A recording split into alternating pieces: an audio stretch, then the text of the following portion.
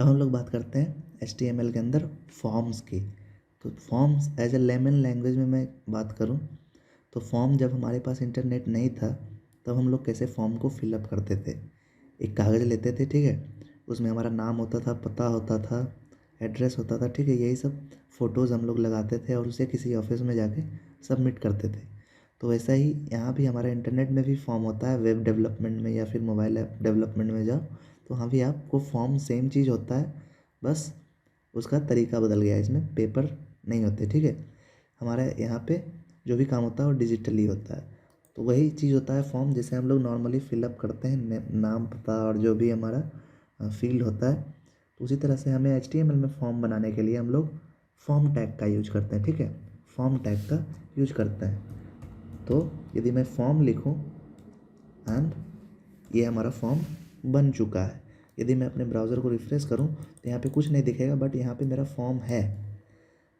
तो उसे शो करने के लिए मुझे कुछ इनपुट लेने होंगे। जैसे हम लोग जनरली जब फॉर्म की बात करते हैं, जैसे जब इंटरनेट नहीं था तो हमारा फॉर्म एक पेपर की तरह होता है, ठीक है। ऐसे आप समझो कि ये जो हमने फॉर्म दिया ये एक ब्लैंक पेपर है। तो ये मेरा यहाँ पे आ चुका है फॉर्म, ठीक है। बट उसमें जो कागज़ वाले फॉर्म होते थे उसमें क्या होता था, नाम होता था, ठीक है, नेम, एड्रेस, तो उसके कोई फील्ड होते थे, ठीक है। तो उसके लिए मुझे एक और टैग यूज करना पड़ेगा जो कि एम्प्टी एलिमेंट है। डेट मीन्स कि उसमें कोई कंटेंट नहीं है, सिर्फ एट्रीब्यूट्स होते हैं उसमें। तो उस एलिमेंट का क्या नाम है, इनपुट, ठीक है, इनपुट नाम है। तो मैं सबसे सिंपल सा इनपुट लेता हूँ। इसके बारे में और भी बताऊँगा मैं आगे वीडियोज़ में, एट्रीब्यूट्स इसमें कौन कौन से यूज होते हैं और भी किस किस टाइप के इनपुट होते हैं।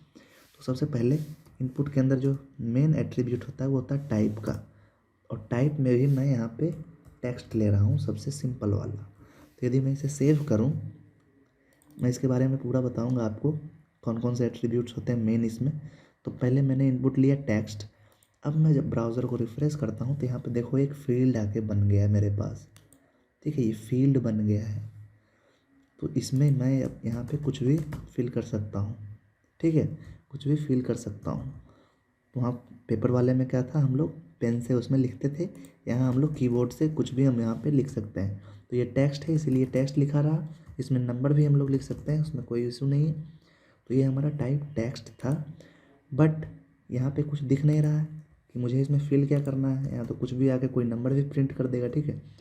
तो वो डिफ़ाइन करने के लिए कि लोगों को समझ में आए, हम यहाँ पे एक एट्रीब्यूट यूज़ करते हैं, प्लेस होल्डर, ठीक है, प्लेस होल्डर। तो यहाँ पे मैं प्लेस होल्डर में यूज़ करता हूँ नेम, और मैं इसे सेव करता हूँ और फिर से रिफ्रेश करता हूँ तो आपको यहाँ पे देखो नेम देखने के लिए मिल रहा है। और जैसे मैं यहाँ पे क्लिक करूँगा ये नेम हट जाएगा, ठीक है। मैं यहाँ पे क्लिक कर रहा हूँ, कुछ भी टाइप कर रहा हूँ, ये हट जा रहा। डेट मीन्स कि पहले से ये मुझे बता रहा है कि यहाँ पे आपको नेम को फिल करना है, ये डिफाइन कर रहा है, ठीक है, ये हमें समझ में आ रहा है। तो यहाँ पे मैं कुछ भी लिखूँ वो नेम हट जाएगा और वो लिखना शुरू हो जाएगा। ये हमारा नेम का फील्ड हुआ। एक और यहाँ पे इम्पॉर्टेंट इनपुट फील्ड मैं ले रहा हूँ कि मुझे सारा फॉर्म भरने के बाद मुझे कहीं ना कहीं तो सबमिट करना होगा उसे, है ना। तो मैं उस चीज़ को कहाँ सबमिट करता हूँ, उसके लिए हम लोग टाइप लेते हैं जिसका नाम है सबमिट, ठीक है। तो इससे क्या होगा, हमारे पास एक बटन आ जाएगा, ठीक है। जैसे मैं यहाँ पे रिफ्रेश करूँगा एक बटन आ जाएगा, देखो यहाँ पे। तो यदि मैंने यहाँ पे कुछ भी लिखा तो मुझे कहीं ना कहीं भेजना होगा। जैसे हम लोग कागज़ वाले फॉर्म पे फिल करके किसी न किसी ऑफिस में भेजते थे उसे। तो यहाँ पे भी कोई भी हमारे वेबसाइट पे आके फॉर्म भरेगा तो वो फॉर्म हमारा सबमिट होके हमारे डेटाबेस में आना चाहिए, ताकि हम उसे देख सकें, रिव्यू कर सकें, चेक कर सकें। तो यहाँ पे मेरा सबमिट बटन आ गया, यहाँ पे मैं क्लिक करूँगा तो ये मेरा सबमिट हो चुका है। अभी मैंने डाटाबेस वगैरह क्रिएट नहीं किया, वो बैकएंड की चीज़ें हैं, वो हम लोग PHP में पढ़ेंगे। तो इससे हमारा सबमिट पे क्लिक करने के बाद वो सबमिट हो जाता है और पेज हमारा रिफ़्रेश हो जाता है। ये वाला सिंबल देखो, ये रिफ़्रेश हो जाएगा, ठीक है, सबमिट करने के बाद। यदि मैं यहाँ पे कुछ भी लिखूँगा तो यहाँ पे आप देखना ये ब्लिंक होगा सबमिट पे क्लिक करने के बाद। ये देखो ये मेरा पेज रिफ़्रेश हो जाता है, ठीक है, सबमिट पे क्लिक करने के बाद। तो अब मैं यहाँ पे आपको एक और चीज़ बताता हूँ कि ये जो फॉर्म है इसके अंदर दो और एट्रीब्यूट्स होते हैं जो काफ़ी इम्पॉर्टेंट हैं। उसमें से फर्स्ट जो एट्रीब्यूट है वो है मेथड।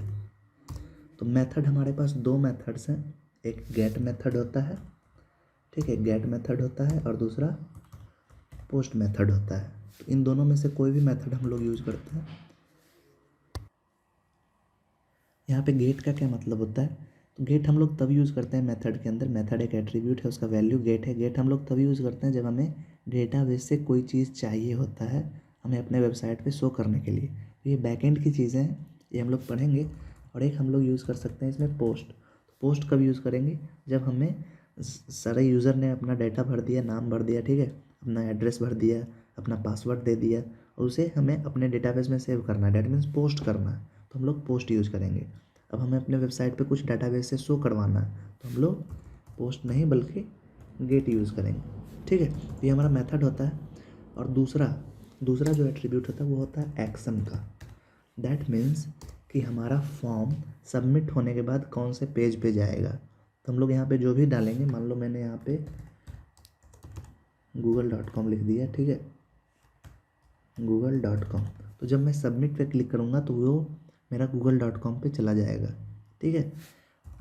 तो हम लोग यहाँ पे एक्शन में उस पेज का नाम देते हैं जहाँ पे भी हमें अपने फॉर्म को सबमिट होने के बाद भेजना होता है।